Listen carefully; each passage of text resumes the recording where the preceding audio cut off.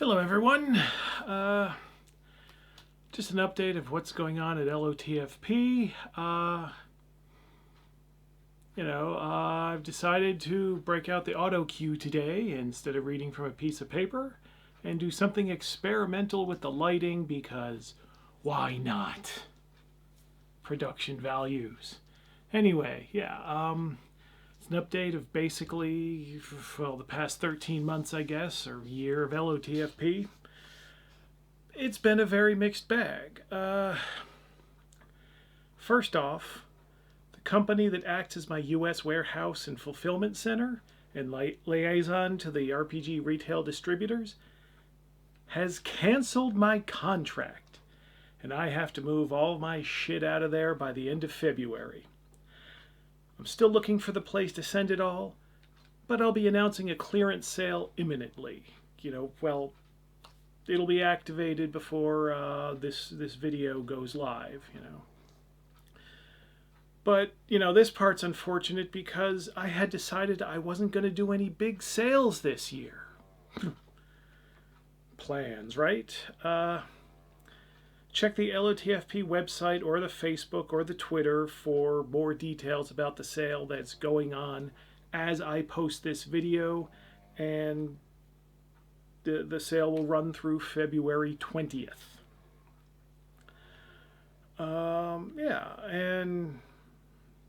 Don't bother looking for it if you're watching this video after February 20th, 2024. High energy start to this video, but it's high energy news, isn't it? This is a kick in the ass more because of the timing, because I was already swamped doing work before this landed on me. But it wasn't surprising. I wasn't surprised. The top distributors in RPGs stopped carrying LotFP stuff in late 2021, early 2022, and nobody told me. I thought things were slow because the US warehouse was out of rulebooks. And what store is going to stock new supplements when the rulebook isn't available? So I actually took out a loan to pay for another printing of rulebooks specifically for retail distribution that had already been cut off.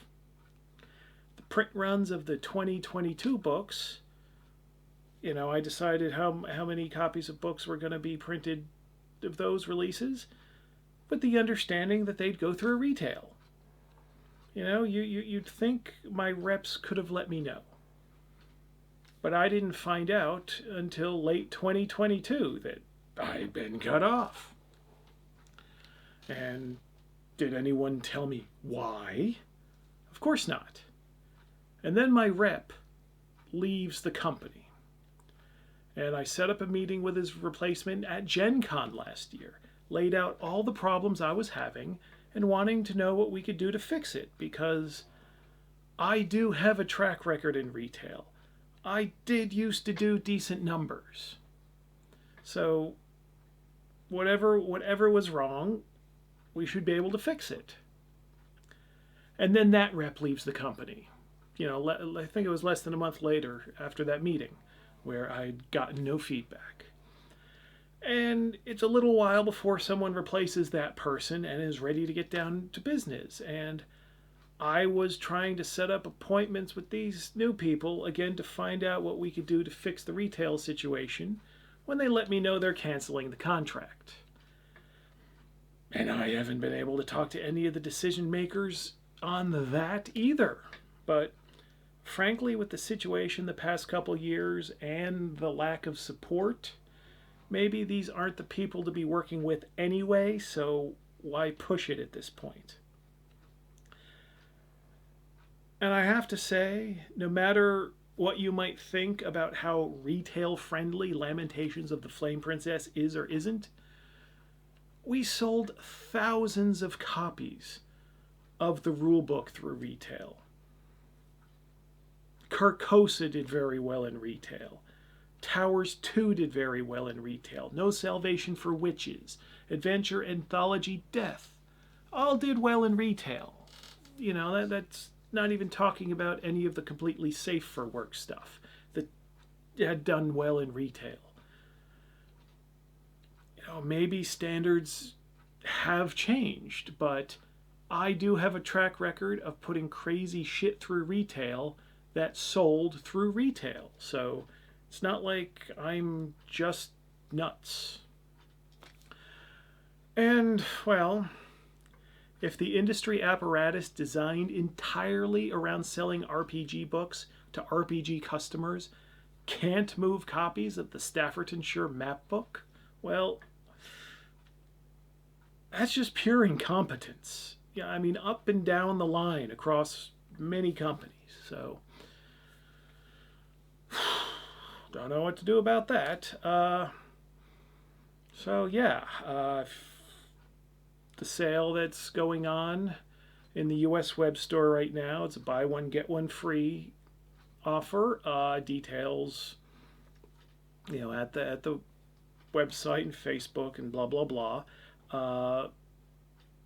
It is we've reactivated the international orders, so pretty much worldwide you can order from there. So please support that, so we can at the very least not be paying any more out of pocket to move the stuff to a new warehouse. And I don't know at this point if there will even be a US web store going forward. Hopefully we find another warehouse that works as a fulfillment center and we just pick up from there, but unknown as of this point. So that's one emergency. The second emergency, fun times, in July I'd pretty much gotten the ref book done as far as my part goes. It was messy, as anyone that had looked at the draft I had available to look at Gen Con 2022. It had been cleaned up some, but it was still way too long and it was disorganized, and so I hired an editor to get it into fighting shape. And once I did that, I felt like the cameraman at the beginning of Dawn of the Dead. My responsibility here is finished. Well, not really. I still have all the publisher stuff to do, but as a writer, yeah. Finally. So the editor had hundreds of thousands of words to get through, and as a freelancer that does editing as an extra on top of their day job, that takes a while. I was told end of the year is a completion date. So end of the year comes and goes, and I get an email. There was a hard drive crash. No backups. All work gone. And that was the same week that I got the warehouse termination notification. Hell of a week. 2 bombshells when I was already swamped. And this was by far the more devastating situation of the two. And this is where I really felt hammered by the disappointment and the anger and everything else that all of you have been waiting for it, have rightfully felt these past years. If the editing had been done as promised, I could have had the thing out for Gen Con. But now, no, it's really fucked up. But there's nothing to do but start the editing process again. March forward, however slow. Yeah. And the last bad thing, all of the 2023 releases underperformed. I guess in hindsight, 26 new releases and reprints were just too goddamn much. My bad. But when I got the PDF windfall, the windfall from the sale after the ley line incident, I was energized. I was excited, and all I wanted to do was get shit done. So I had a great pile of money, a window of time to have things out for Gen Con, so I just went nuts. Put out an artist call, and whoever was immediately available, I hired to put the work on the various books. it was like a factory. And throughout LOTFP's history, I've been under the impression that my mental weirdness has impacted my productivity. Obviously. And that if my mind was straight, I thought I could have published twice as much as we actually have. I mean, in 2015, we had just one book, which was a reprint. In 2017 and 2018, I think we had just one hardcover book each of those years, and then each year 4 booklets for Gen Con. And those were our biggest years ever. And I've always thought, how much better could we all have done if there had only been more? That's always been my thinking about those times. Well, apparently more is not better. My just get shit done focus didn't seem to match with the artisan weird RPG expectations of the customers, so it all went kind of bleh. And my favorite 2 books of 2023 are the worst performing, which is a kick in the balls. And the one that people seem to dislike the most was actually right in the middle of the road as far as sales. And financially, it's embarrassing to go to the authors after a quarter or 2 with minimal or even no royalties because the thing hasn't broken even yet. I'd been thinking, we'll have to make it up in retail, but now that's all. And another thing is I'm in debt fairly heavily. It's in a cycle where I'd be perfectly fine if I didn't have the debts to pay off. Story of us all, right? But paying off one creditor means needing an extra influx, so hello, new creditor. It's a circle. I mean, things are stable, but I need it to be stable at a bit higher level, and thus swinging for the fences with the big pile of releases, and didn't quite work out. Even though, you release that much, opinions are going to vary, but I think there's some very fine stuff that stacks up with the, most classic of LOTFP adventures, but I would think that, wouldn't I? Anyway, that's the bad stuff, and it's really not great. But there are positive signs. There are really positive signs. I mean, I sold more rulebooks in 2023 than I did in 2022 or 2021. That's not counting the alternate covers we did this past year, which I assume were mainly sold to existing customers. And I work on the assumption that rulebook sales are primarily to new people getting into the game or people that are just curious about it. So more rulebooks sold is a great sign. Not a guarantee, but a great indicator maybe of future business. Some percentage of people getting into the game, newly getting into the game, will convert into customers that buy other things. Some percentage.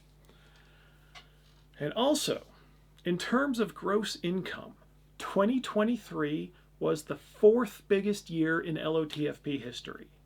I mean, yeah, we needed a shitload of releases to get there, but people were still interested enough, even if they weren't interested in all of it, to get to that 4th best performance level. That's good. And that's with only the most minimal retail performance. Minimum retail performance, 4th best year ever, gross income.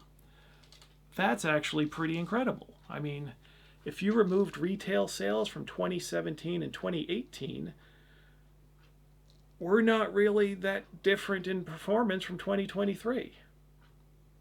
Of course, retail was a freaking huge portion of the income in those years, but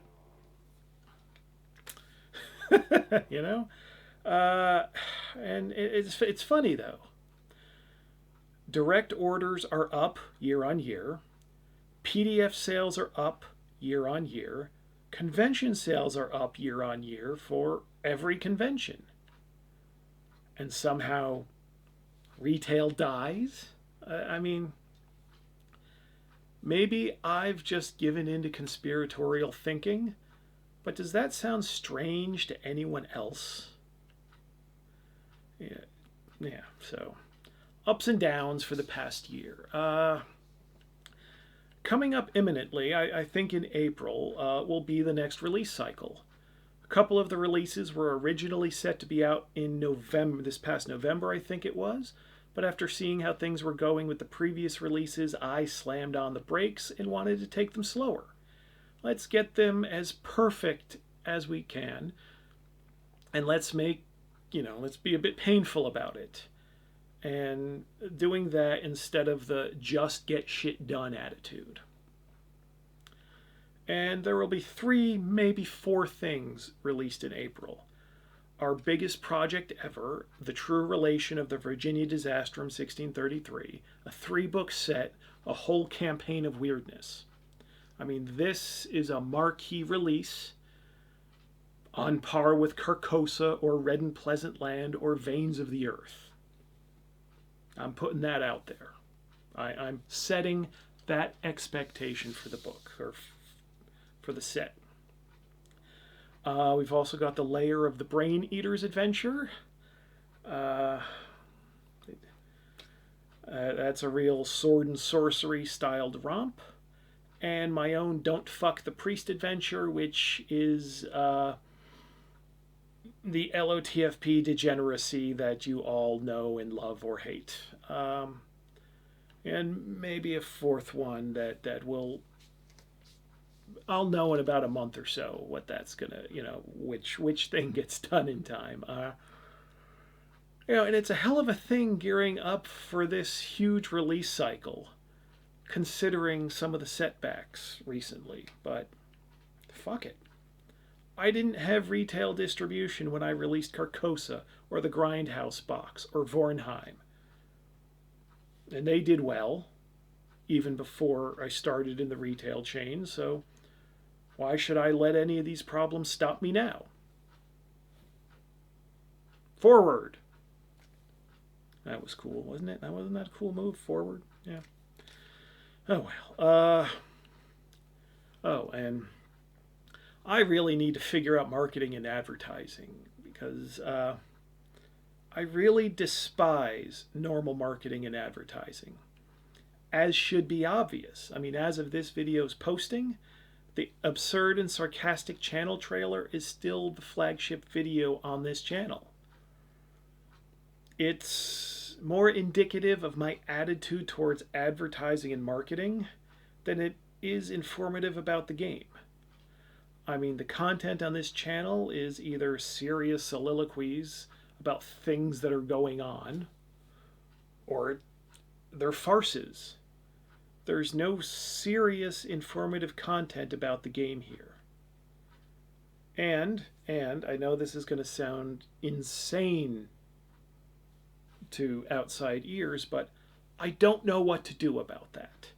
Because whenever I see someone pitching their own game, whenever a Facebook ad pops up my feed advertising some new Kickstarter, whenever I see someone hyping their own books on YouTube, whenever I see the promotional material on the back of RPG books or on a sales website, I mean, shit, I see a lot of heavy metal album promotional hype designed to get people interested in the music. And whenever I see any of this, I'd say it's damn close to 100% of the time, I feel secondhand embarrassment for the people who did it, the promo text. It's just repulsive to me. It's something to laugh at. And that's why my own promo stuff is literally a joke. The idea of trying to come up with a magical combination of words that will be so appealing that it will con you into spending your money on a thing, it's a gross enterprise to begin with, but apparently necessary and effective, or it wouldn't be done by absolutely everybody trying to sell anything. But here I am, the only promotional material I'm really proud of, besides the free RPG adventures, because that's not promotional text trying to convince you. That's actual material for the game showing you as an example. But the only promotional material I'm really proud of are the back covers of Broodmother, Sky Fortress, and Eldritch Cock. And I liked the hype video I did for last summer's releases. You know, the one where I basically debated myself and made a joke of the whole thing. I mean, that obviously didn't work. So I don't know what to do. I've been having the authors write their own hype text for the most part for the past few years, but maybe that's not such a great idea. But what do? Hire some marketing person to write the hype text, and the harder I cringe at it, you know, the better I'll know it is?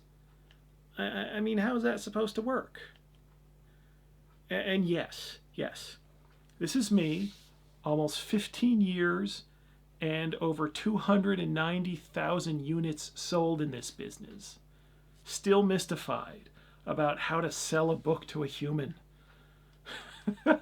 Anyway, moving forward, as always, my success depends on you.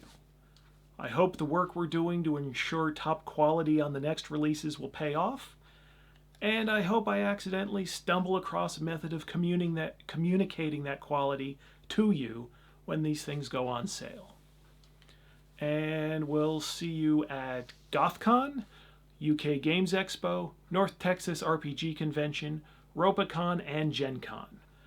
Fall and winter con schedules not yet confirmed. That's it for the state of the LOTFP Union. So, yeah. Stay weird, everyone.